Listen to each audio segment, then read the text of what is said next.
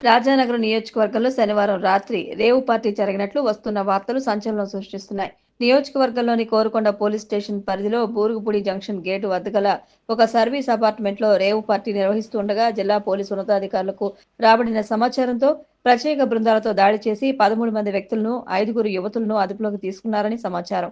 3 కార్లు స్వాధీనం చేసుకున్నారని చెబుతున్నారు.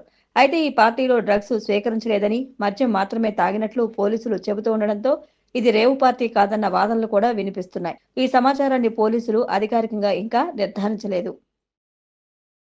బ్రాహ్మణ సేవా ట్రస్ట్ అందిస్తున్న ఉపకార వేతనాలను సద్వినియోగం చేసుకుని బ్రాహ్మణ యువత ఉన్నత స్థాయికి చేరుకోవాలని వక్తలు ఆకాంక్షించారు.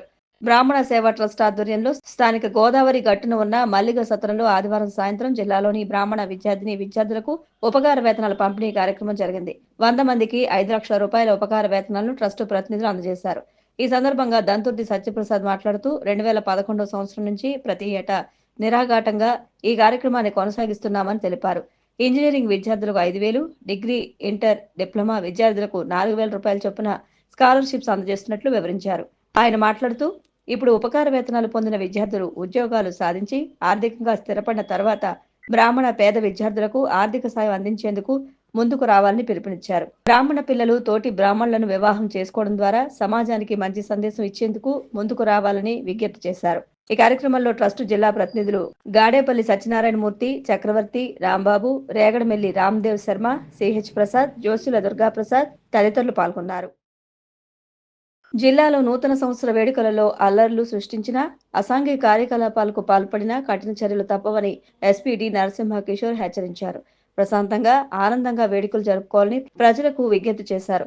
రేపు రాత్రి నిర్దేశించిన సమయం మేరకు మాత్రమే హోటళ్లు, వైన్ షాపులు, బార్ అండ్ రెస్టారెంట్లు, పబ్లకు అనుమతి ఉంటుందని స్పష్టం చేశారు. ప్రత్యేక ఈవెంట్లు నిర్వహించాలంటే ముందుగా దరఖాస్తు చేసుకోవాలని తెలిపారు. ఈవెంట్ల నిర్వహణ స్థలాల్లో సీసీ కెమెరాలు ఏర్పాటు చేయాలని సూచించారు. ఈవెంట్లలో అశ్లీలత ఉండరాదని, నిర్ణీత స్థాయికి మించి శబ్ద స్థాయి దాటరాదని పేర్కొన్నారు. ఈవెంట్లలో మత్తు పానీయాలు, డ్రగ్స్ వంటివి వాడితే కఠిన చర్యలు ఉంటాయని హెచ్చరించారు. తాగి వాహనాలు నడుపుతున్న వారిపై డ్రంక్ అండ్ డ్రైవ్ కేసులు బుక్ చేసి కోర్టులో హాజరుపరుస్తామని హెచ్చరించారు.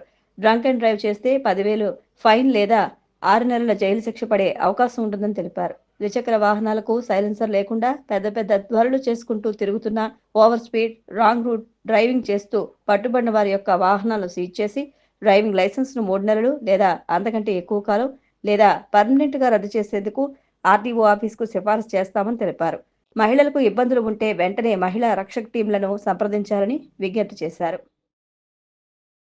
నట గాయకుడు శ్రీపాద జిత్మోహన్ మిత్రా తొలి పాటను ఆలపించి 70 వసంతాలు పూర్తి చేసుకున్న సందర్భంగా జిత్ గాన స్వర సప్తతి పేరిట గాన వైభవ స్వర్ణోత్సవ వేడుకలను ఆదివారం సాయంత్రం వైజంక్షన్ ఆనం రోటరీ హాల్లో ఘనంగా నిర్వహించారు.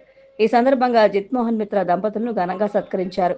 సంఘ సేవకులు పట్టపగలు వెంకట్రావు అధ్యక్షతన జరిగిన ఈ కార్యక్రమంలో ఎమ్మెల్యేలు ఆదిరెడ్డి శ్రీనివాస్, కోరంట్ల బుచ్చయ్య చౌదరి, మాజీ ఎంపీ ఉండవల్లి అరుణ్ కుమార్, మాజీ ఎమ్మెల్యే రౌతు సూర్యప్రకాశ్రావు, బీజేపీ జాతీయ కార్యవర్గ సభ్యులు సోము వీర్రాజు, ముద్రగడ యేసుబాబు, చాంబర్ పూర్వాధ్యక్షుడు దొండపాటి సత్యంబాబు, ఇన్నీస్పేట బ్యాంక్ చైర్మన్ కోళ్ల అచ్యుతరామారావు తదితరులు పాల్గొన్నారు. జిత్మోహన్ మిత్రా గడిచిన 7 దశాబ్దాలుగా పాటలు పాడుతూ అలరిస్తున్నారని, నిండు నూరేళ్లు ఇలాగే మరింత శక్తివంతంగా అలరిస్తూ ఆనందంగా ఉండాలని ఆకాంక్షించారు. తొలుత సంగీత విభావరి జరిగింది కాగా ఈ సందర్భాన్ని పురస్కరించుకుని జిత్ బృందంలోని 10 మంది కళాకారులను సత్కరించారు. ఆంధ్రప్రదేశ్ నూతన ముఖ్య కార్యదర్శిగా విజయానంద్ నియమితులయ్యారు. ఈ మేరకు ఆదివారం రాత్రి ప్రభుత్వం ఉత్తర్వులు జారీ చేసింది. 1992 బ్యాచ్కు చెందిన ఐఏఎస్ అధికారి అయిన విజయానంద్ 2025 నవంబర్ వరకు ఈ పదవిలో కొనసాగుతారు. ప్రస్తుత సీఎస్ నీరబ్ కుమార్ రేపు పదవీ విరమణ చేయనుండటంతో విజయానంద్ను సీఎస్గా నియమించింది.